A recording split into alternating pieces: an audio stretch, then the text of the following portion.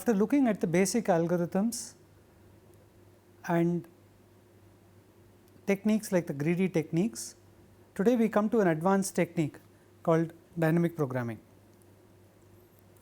Dynamic programming is an algorithm design method. It is used when the solution to a problem can be obtained by selecting a solution to some sub-problems. This is a very loose way of putting it, but we will set up all the formal details in the lecture today. Most importantly, the role of this slide is to tell you that dynamic programming techniques are very fundamentally different from greedy algorithmic techniques. Often in the greedy algorithms, there is this power of making a greedy choice, which we have seen in earlier lectures, and the greedy choice identifies a single recursive subproblem to solve. Let us look at the shortest path problem as an example. What you see is a layered graph. It has 4 vertices S, A, B and T, and you also see the edge costs. And if one uses the greedy technique to find the length of the shortest path from S to T by being greedy, in the sense that from S we choose the edge of least weight, then from A we choose an edge of the least weight, and from B we choose an edge of the least weight, then we can conclude that the greedy algorithm will output a path of length 8. However, it is quite clear that the length of the shortest path is indeed 9.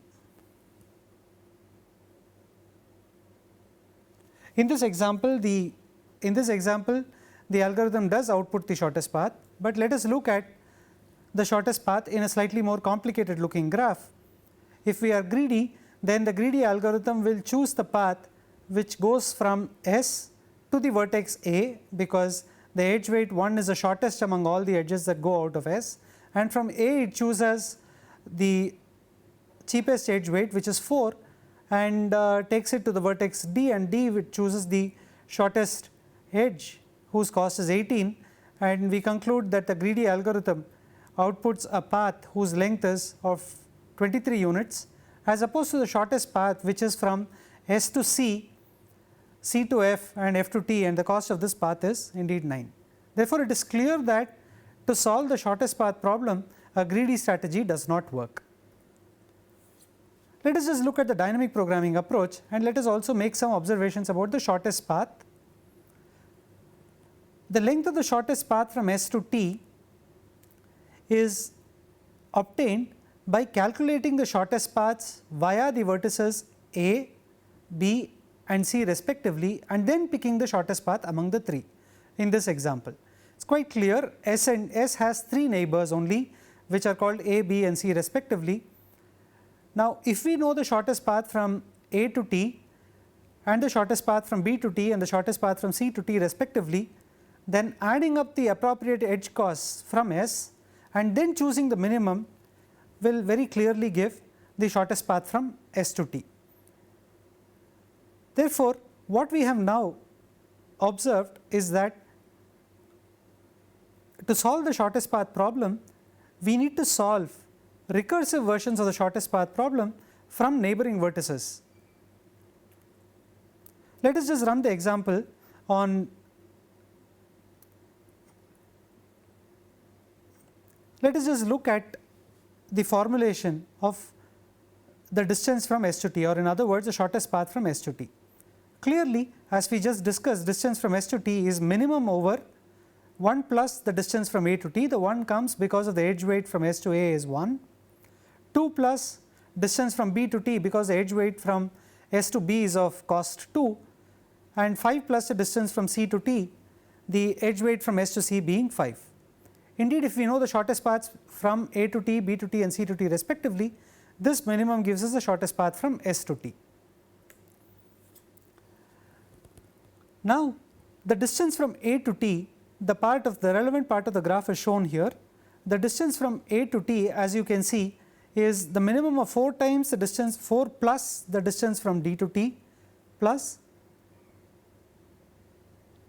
the distance from A to T is given by the minimum of 4 plus the distance from D to T and 11 plus the distance from E to T, where D and E are the only neighbors of A.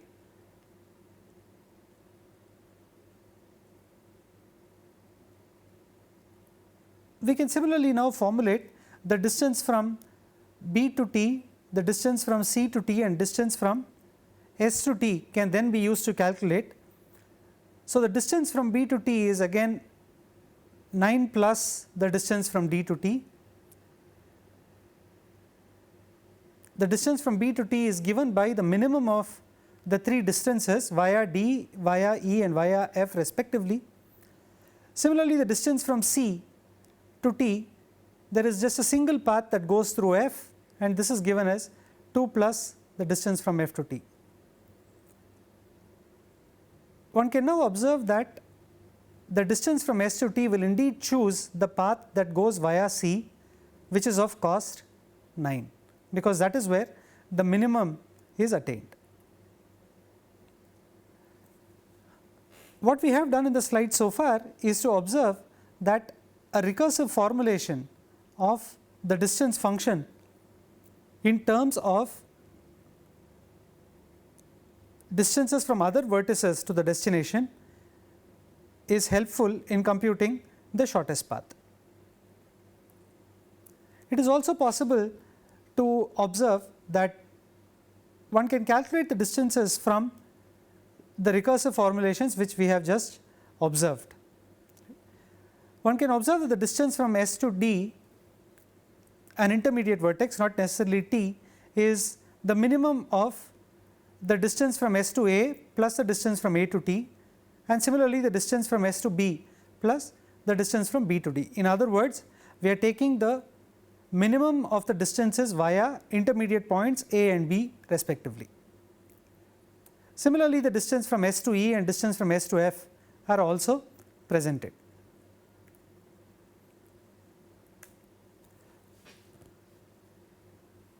Now that we have seen this example, let us just formally state dynamic programming and its purposes. It is used for solving optimization problems, which are minimization problems or maximization problems. And in all these problems, a set of choices must be made to get an optimum solution. In the examples that we looked at, the appropriate edges must be chosen to find the length of the shortest path from S to T. The choices are the edges that must be taken by a shortest path from S to T. There may be many such paths. For example, in an undirected graph, every path with the least number of edges from S to T is indeed a shortest path, and our goal is to find an optimal solution.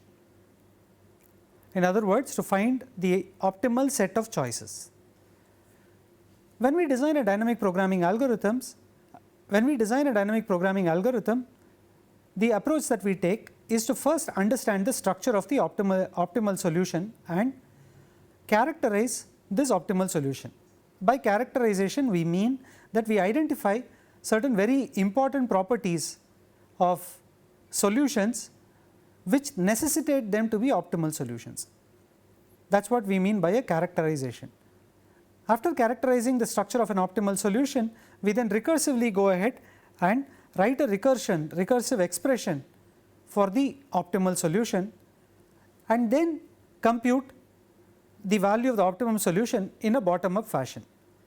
The last computation is indeed done via a program, but the first two are analytical exercises, and the computation indeed implements the recursion.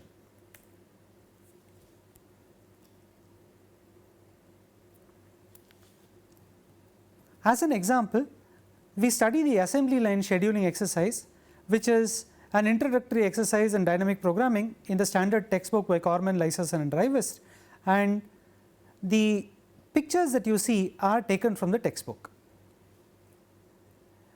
Assembly line scheduling can be very intuitively visualized. It is a very important problem in the area of manufacturing.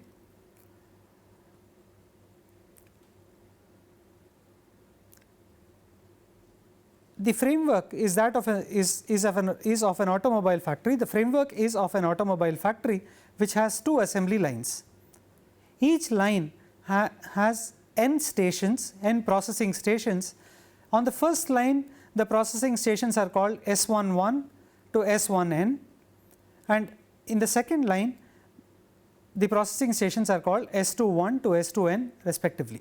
There are n stations. Now, corresponding to the stations, each of the stations have a certain processing time. In particular, for the station S1j, that is the jth station on the line 1, the processing time is A1j units of time, and similarly at the station S2j, the processing time is A2j units of time. The entry times into the station are E1 and E2 respectively. The entry times into the lines, that is the entry into the first station S11 and the entry into the first station S21 are E1 and E2 respectively, and the exit times from the stations are X1 and X2 respectively.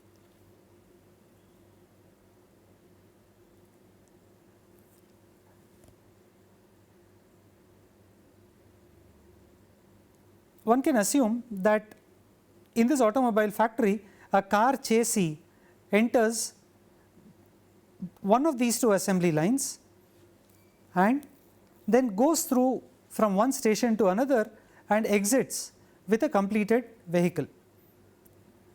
Along the way,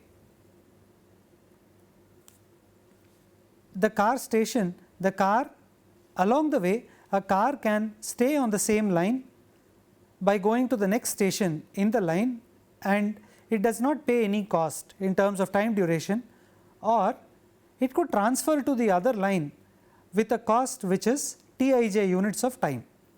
In other words, if a car gets processed at station S11, then it can either go instantaneously to station S12, or in T11 units of time it can go to the station A22.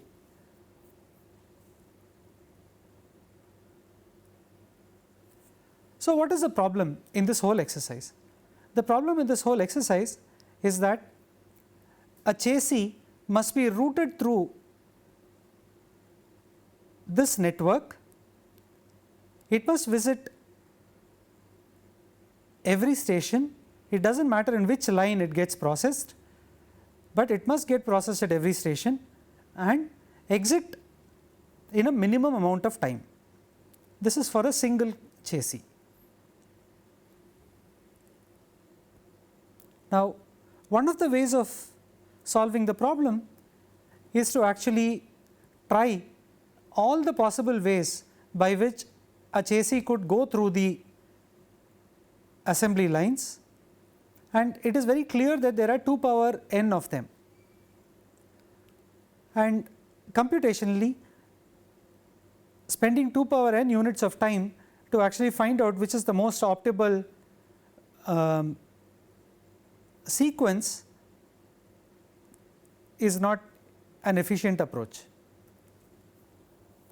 So, the implementation of this idea is essentially to have a bit vector, a binary vector, which essentially says if a certain bit, for example, in this case at step 3, if the bit is set to 0, then the vehicle goes through station 4, the vehicle goes through station 2 in step 3, and if it is 1, the vehicle goes through station 1 in step 3. The implementation of this brute force algorithm is to keep a bit vector where 0 indicates that the chassis will go through line 2 and 1 indicates that the chassis will go through line 1. And once these are fixed, the time that the chassis spends in the factory can be easily calculated. It is just the length of the path that goes through these stations. The sum of the time durations on the edges will tell us the total time that the vehicle will tell us the total time the chassis spends in the factory before exiting. And then we can choose the bit vector which gives the least solution, and indeed we would have solved the desired problem. However, we would have spent 2 power n units of time. To avoid this inefficiency in terms of the amount of time that has been spent by the algorithm in finding the optimal path, we try and understand the structure of an optimal solution, which is the first step in the design of a dynamic programming algorithm.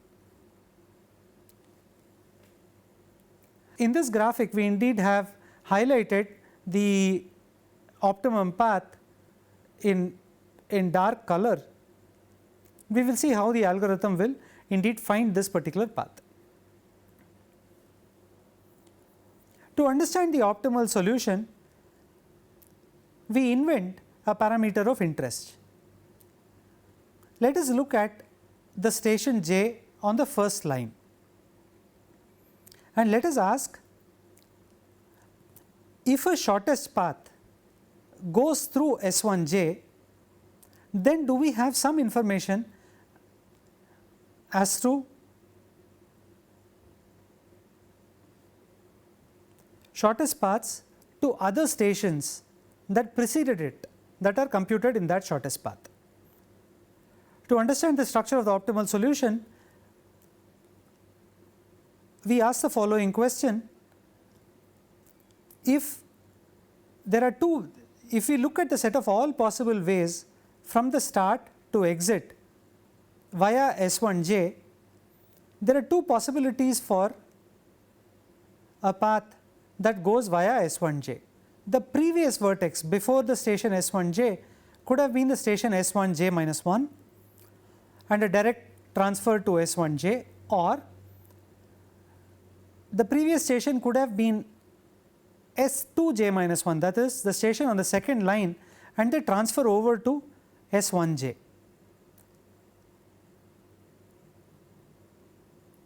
We now make the observation that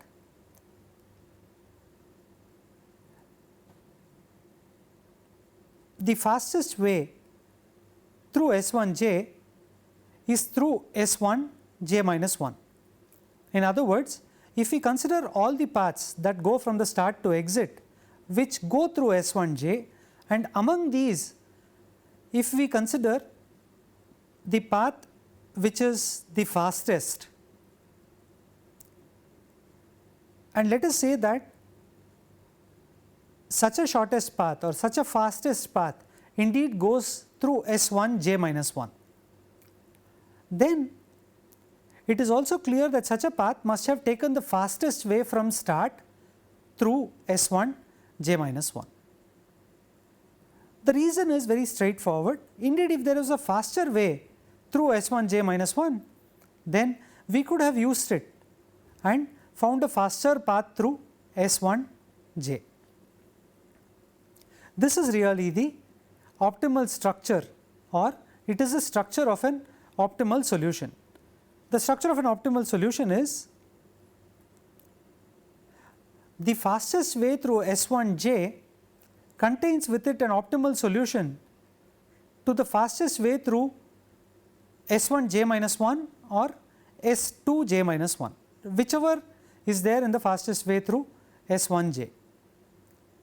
This is referred to as the optimal substructure property. It is this property that is used to write down the recurrence for the length of the shortest path from S to T or the fastest path from S to T. So, what we are going to do now, which is the second step in the process of dynamic programming, is to write down the optimal solution in terms of the optimal solutions to subproblems. Let us introduce some necessary notation. Let us assume that f star is the fastest time to go through the whole factory, and let Fij denote the fastest time to go from the starting point through the station Sij. Therefore, f star is very clear. F star is the minimum of the two terms, which is f1 of n plus x1, that is the time taken to exit from line 1, comma f2 of n plus x2, which is the time taken to exit from line 2.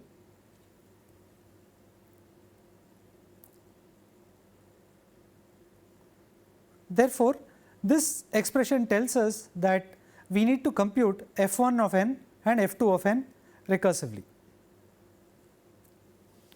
Let us start off with the base case. Let us consider f1 of n. Let us consider f1 of 1, that is through station 1 what is the fastest path that goes through station 1 on line 1. It is a time taken to enter line 1 and get processed at the first station. In this case, as you can see, it is 9 units of time, but the generic formula that we can write down is that f1 of n is E1 plus A11. This is the time taken to enter into line 1 and the time taken to be processed at the first station on line 1. Similarly, f2 of 1 is the time taken to enter into line 2 plus the time taken to be processed at station 1 on line 2. The formulae are written there. f1 of 1 is E1 plus A11 and f2 of 1 is E2 plus A21. In general, we can write down a recursive specification of f1j or f2j. They are symmetric. Let us just look at the case for f1j. So, the fastest way through Sij has only two possibilities. The two possibilities are use the fastest way to come to station j minus 1 on line 1, use the fastest way to cross station j minus 1 on line 1 and then be processed at station j on line 1, or use the fastest way to arrive at station j minus 1 on line 2, then transfer to line 1 and then get processed at station j on line 1. Therefore, f1 of j is the minimum of f1 of j minus 1 plus a1 of j, comma f2 of j minus 1 plus the time to transfer out of the j minus 1th station on line 2 to the jth station on line 1, that is T2 j minus 1 plus A1 j. Observe that this is a recursive specification of f1 of j. The recursive specification of f2 of j is also similar, and this basically tells us the recursive solution of interest for every station on each of the two lines.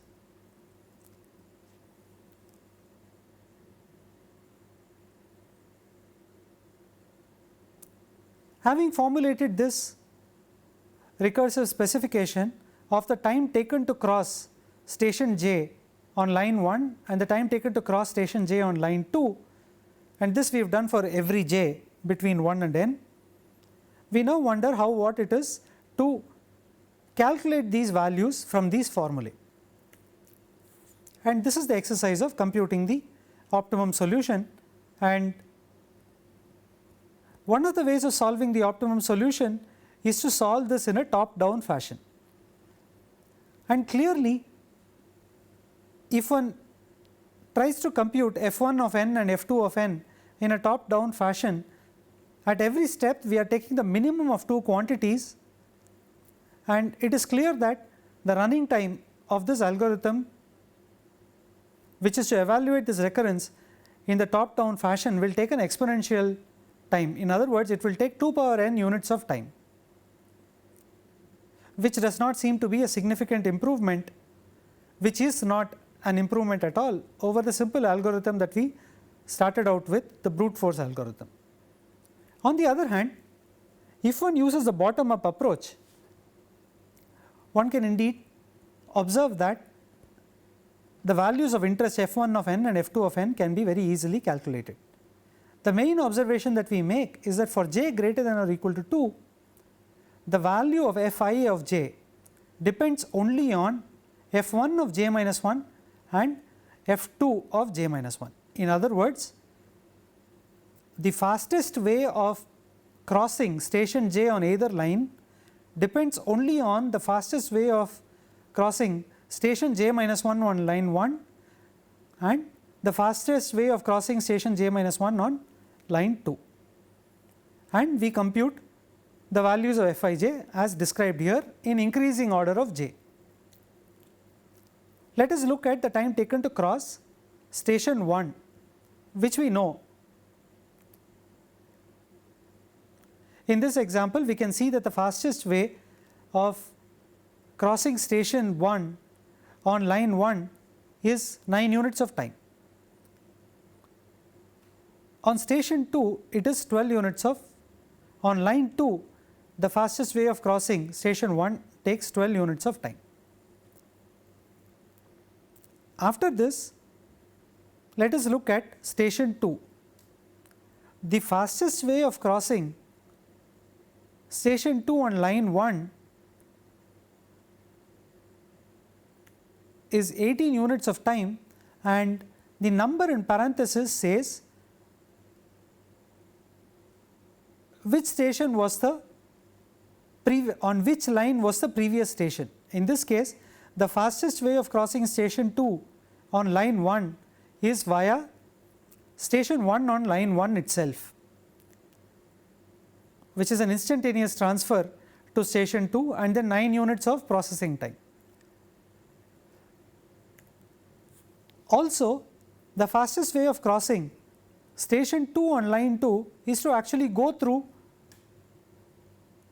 station 1 in line 1 and then transfer to station 2 on line 2 and be processed at station 2 on line 2. Observe that this is 16 units of time as opposed to 12 units of time plus 2 units of time to transfer,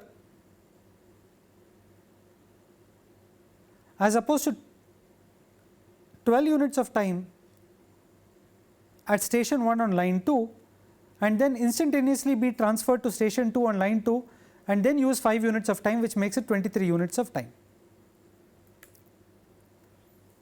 Similarly, at station 3 on line 1, observe that the fastest way of crossing station 3 on line 1 goes through station 2 on line 2 and uses 20 units of time, as opposed to crossing station 3 on line 2, which takes 22 units of time. Similarly, crossing station 4 on line 4 takes 24 units of time via station 3 on line 1 itself, and on line 2 it takes 25 units of time via station 3 on line 1, and crossing station 5 takes 32 units of time via station 4 on line 1 and 30 units of time via station 4 on line 2, and then the exit takes 3 and 5 units of time respectively. Therefore, the quickest way of getting from entry to exit is 35 units of time via station 5 on line 1.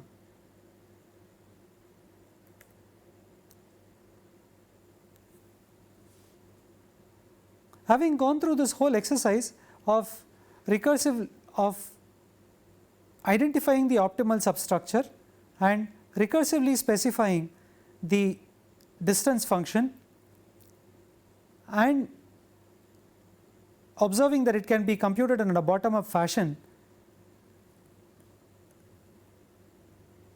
computing the optimal route, that is the sequence of stations through which the shortest path passes through, is left as an exercise. The next example of dynamic programming which we will study is the problem of optimal matrix chain multiplication, which will be done when we meet next. Thank you.